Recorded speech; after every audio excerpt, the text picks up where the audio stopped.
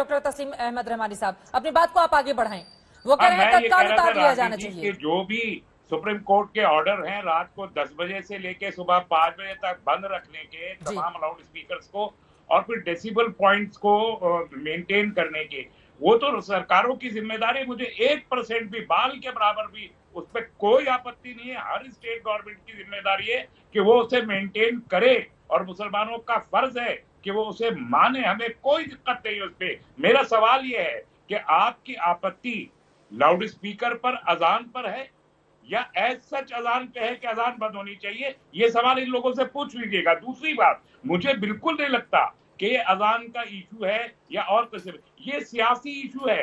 आप यहाँ पर कहा भी गया, शिवसेना की पॉलिटिकल स्पेस बिल्कुल नहीं है, वहां पर खत्म हो चुकी है और बीजेपी की स्पेस श्रिंक होती चली जा रही है। हाँ। तो अब मुसलमान सबसे आसान चारा है इन पॉलिटिकल पार्टीज के पास कि उनके गर्दन पर अंगूठा रखे, उनके ऊपर ऐतराज करे, दोनों चीजें हल हो जाती है। सर, नहीं, एक तो मुसलमानों का फिर बोल रही हूँ, एक मिनट सुनिए ना तस्लीम अहमद रहमानी साहब। ठीक है, ये पीड़ित बनना तो समझ में आता है, लेकिन ये बात तो सच है ना, कौन से ऐसे मंदिर हैं, मैं आपसे पलट कर सवाल पूछती हूँ, जहां पर दिन भर हनुमान चालीसा या भक्ति वाले गाने बजते हों?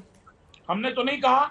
मैं आपसे पूछ रही हूँ ना सर। तो लाउड स्पीकर से जुड़ा हुआ मामला, जो कि जगह जगह मोहल्ले मोहल्ले में इस तरह के लाउड स्पीकर होते हैं, बजते हैं, उससे डिस्टर्बेंस होती है, इस बारे में क्या इनकार करेंगे आप? और 1930 के पहले जो हमारी रिसर्च कहती है, इसके पहले तो मस्जिदों में लाउड स्पीकर लगा के अजान नहीं होते थे, तो क्या अल्लाह तक बात नहीं पहुंचती थी? नहीं, मैंने कहा ना, आप इस पे भी तो क्लियर कर दीजिए, लाउड स्पीकर पर अजान से पाबंदी है या एज सच अजान से ही पाबंदी है? ये दो अलग अलग इश्यूज है, इनको क्लैरिफाई इन्हीं से करवा लीजिए तो पता चलेगा। बाकी देश में जहां डेसिबल्स के मुताबिक अजान हो रही है, वहां भी बंद कराना चाहते हैं चाहे, तो ये उसको क्लियर कर दे।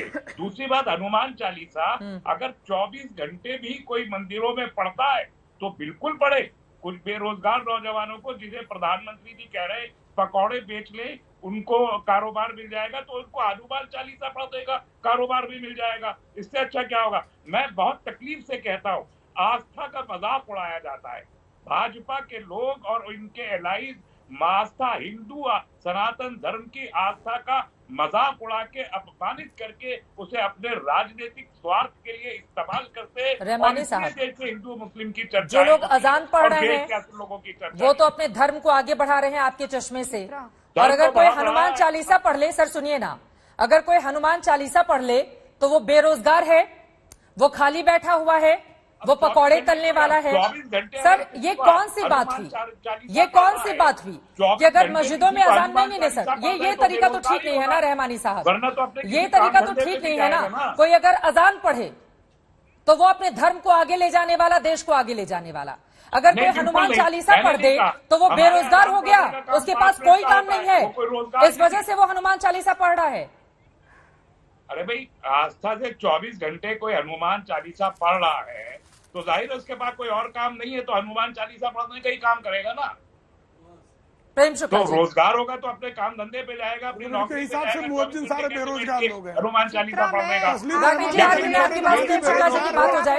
रहमानी जी ने उन्हीं से सवाल पूछा है। रागी नायक प्लीज एक बार प्रेम शुक्ला की बात हो जाए, मेरी जवाब देने का मौका दीजिए। उन्होंने मुझसे भी सवाल पूछा, ठीक है, एक बार उनकी बात हो जाए। प्रेम शुक्ला जी की ये कह रहे हैं, डॉक्टर तस्लीम रहमानी ये कह रहे हैं, डॉक्टर तस्लीम रहमानी ये कह रहे हैं कि जो पंचवक्ता नमाजी है वो बेरोजगार है, जो मुअज्जिन जो है अजान देता है वो बेरोजगार है, जो नमाज पढ़ने जाता है वो बेरोजगार है, जो रोजा रखता है वो बेरोजगार है, जो तरावी सुनता है बेरोजगार है।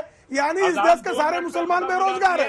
तस्लीम रहमानी की अगर इन बातों का अर्थ मुसलमानों पर लगाया जाए, अगर हनुमान चालीसा बेरोजगार पढ़ते हैं तो नमाज पढ़ने वाला बेरोजगार, रोजा रखने वाला बेरोजगार, आप मुअज्जिन जो है बेरोजगार, ये सारे बेरोजगारों की फौज है। सारे मुसलमान बेरोजगार हैं। आपको ये लगता है आप सारे मुसलमानों का अपमान कर रही है कह के? मियाँ, ये अच्छी बात नहीं है। सारे मुसलमानों को आप बेरोजगार कह रहे हैं। जो पंचवक्ता नमाजी वो बेरोजगार है क्योंकि नमाज पढ़ता है वो, तो हनुमान चालीसा वाला कैसे बेरोजगार हो जाएगा? आप हिंदुओं का अपमान कर रहे हैं, ये अपराध कर रहे हैं। आपका वैचारिक जिहाद है, ये जिहाद बंद कीजिए। आपके जिहाद का मवाद आपके भेजे में इतना अधिक घुसा हुआ है, क्यों मवाद बार बार बाहर आ रहा है? बजबजा रहा है आपका जो जिहादी मवाद है वो बजबजा रहा है मियां। आप ईमानदारी से बताइए ना, 5 वक्ता नमाजी जो बेरोजगार है, रोजा रखने वाले बेरोजगार है, दिन भर रोजा रखे हुए बेरोजगार है वो लोग। नहीं, अब तो रोजा रखे भी सारा देखिए, मैं रोजा रखे हुए आपके साथ बैठा हुआ, तो सारे रोजेदार बेरोजगार, सारे नमाजी बेरोजगार, सारे तरावी में हिस्सा लेने वाले बेरोजगार। तो आपने बेरोजगारों की फौज, पैगंबर मोहम्मद ने बेरोजगारों की फौज पैदा कर दी। ये कह रहे हैं ऐसा आप पैगंबर मोहम्मद का अपमान कर रहे हैं, पैगंबर मोहम्मद का आप ऐसा अपमान करेंगे तो सोचा नहीं था हमने। ऐसे आप जो है जिहादी है, कैसे जिहादी है भाई आप? अरे आपने कुछ भी गाली बताइए आप कि आप सारे मुसलमानों को जो रोजेदार है उनको बेरोजगार कह रहे हैं। अरे शर्म आनी चाहिए आपको, माफी मांगनी चाहिए आपने मियां आपने माफी मांगनी चाहिए। तो गलत बयानी कर रहे हैं, अपमान कर रहे हैं रोजेदारों का। जो रोजा रखता है बेरोजगार होता है क्या? हनुमान चालीसा पढ़ने वाला अगर बेरोजगार है तो रोजेदार भी बेरोजगार है। लाउड स्पीकर हटाए आप लगातार बोले जा रहे हैं क्योंकि तर्क नहीं है आपके पास, क्योंकि आपके पास नफरत के अलावा कुछ नहीं है। और ये जो जिहादी नफरत है, ये जिहादी नफरत को फैलाने वाले ही लाउड स्पीकर लगाते हैं और बार बार कहते हैं कि सिर्फ अल्लाह में ही अकेले ईश्वर है, बाकी कोई अल्लाह नहीं है। ये आप जो बारम्बार दूसरे धर्म समुदाय के लोगों चलिए ठीक है, एक एक करके करने वाले दे रहे हैं, ये गलत है। प्रधानमंत्री जी को ले जाए, मैं तो उनके बीच में नहीं बोल रहा था, चित्रा जी मैं उनके बीच में तो नहीं बोल रहा था, लगातार मेरे बीच में बोले हैं। आपने तो रहमानी जी को रोकना चाहिए था, लगातार मेरे बीच में कौन बोला? मैं उनके बीच में बोला था, चित्रा जी मैंने उनके बीच में एक भी शब्द बोला था और वो लगातार मेरे बीच में बोलते रहे। कारण ये था रहमानी साहब, कोई तर्क नहीं था, लेकिन ये तो तरीका ठीक नहीं है तर्क नहीं था। आप मेरे बीच में बोले रहमानी मियां, अगर आप चाहते हैं कि आपके धर्म को लोग सम्मान दें तो आपके दूसरे धर्मों के प्रति भी तो कम से कम चुपचाप सुना, गंभीरता से अपनी बात रखनी पड़ेगी ना। तस्लीम अहमद रहमानी साहब सुना और अपनी पारी आने पर मैंने उत्तर दिया।